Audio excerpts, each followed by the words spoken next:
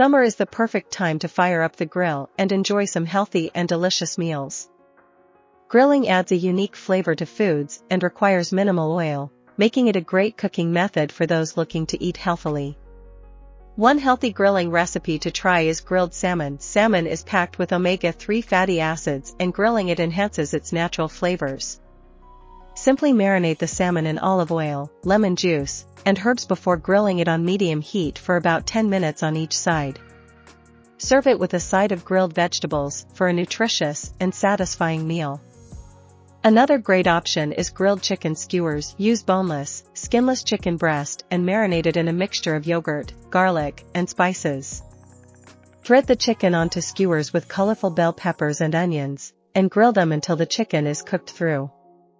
These skewers are not only tasty but also packed with lean protein. For a vegetarian option, try grilled portobello mushroom burgers. Marinate the mushrooms in balsamic vinegar, soy sauce, and garlic before grilling them for about 5 minutes on each side.